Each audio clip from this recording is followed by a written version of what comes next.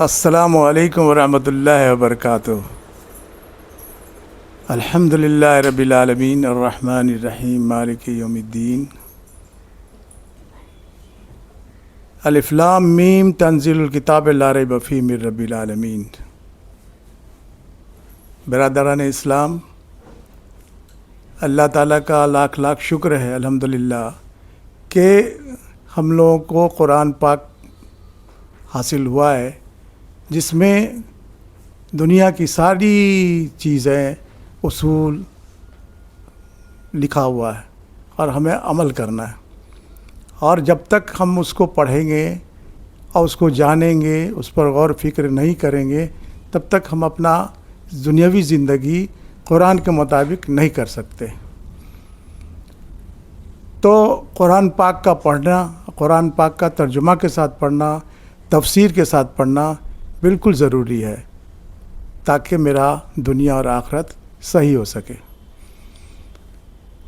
اللہ تعالیٰ نے قرآن پاک میں فرمایا ہے کہ یہ قرآن جو ہے وہ تمہارے لیے اتارے ہے، تم اس کو پڑھو، سمجھو اور غور فکر کرو۔ اور یہ بھی بتا دیا فقر ما تیسر من القرآن، تم جتنا آسانی ہو سکے اتنا ہی پڑھو۔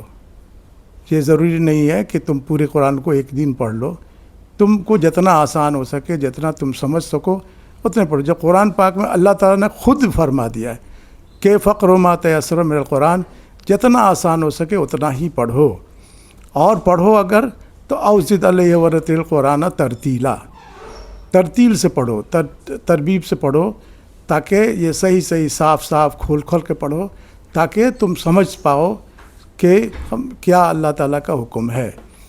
اگر اس سے پڑھنے سے آپ کو پھر شوق ہوگا، آپ کی خواہشیں بڑھے گی، آپ کی جانکاری آگے بڑھے گی، تو پھر آپ دنیاوی عمل اچھے سے کر سکتے ہیں۔ اسی طرح اللہ تعالیٰ نے ایک سورہ 17 میں کہا ہے اقتربت الناس سے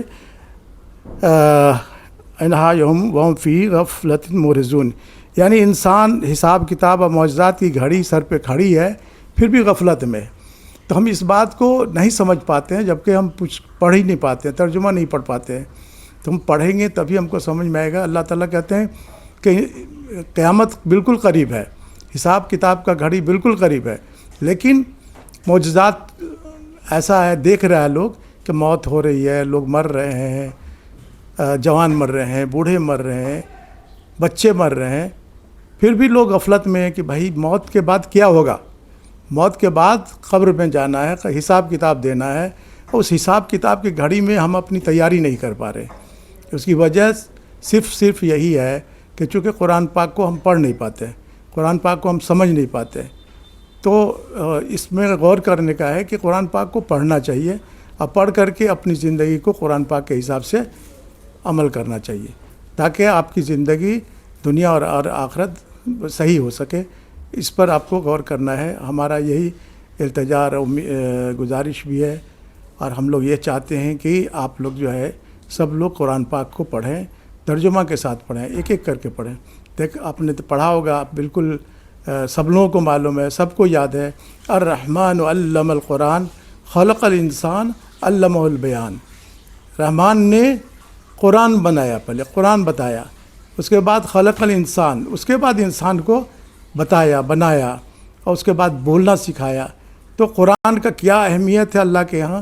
اللہ تعالیٰ قرآن کا قسم کھاتے، یاسین والقرآن الحکیم، والقرآن الحکیم، اللہ تعالیٰ قرآن پاک کا قسم کھا کے کہتے ہیں کہ بھائی راہ راست پہ آ جاؤ، راہ راست پہ آ جاؤ۔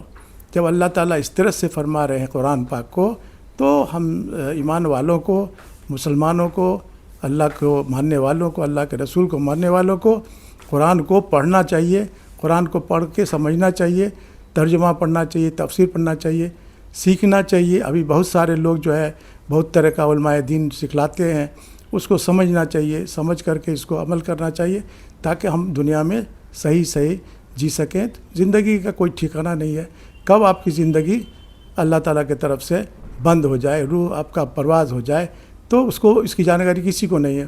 تو پھر اس راستے کو کب تک انتظار کریں گے کہ ہم نے قرآن پڑھ لیا، رمضان میں قرآن پڑھ لیا، قرآن پڑھ لیا نہیں، قرآن کو پڑھنا ہے، روز پڑھنا ہے، آسان طریقے سے پڑھنا ہے، تھوڑا تھوڑا پڑھنا ہے اور سمجھنا ہے۔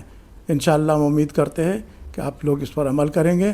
روز قرآن کو پڑھنے کا توفیق اللہ تعالیٰ سے دعا کریے، اللہ تعالیٰ سب کو ہدایت عطا فرمائے، آمین ثم آمین۔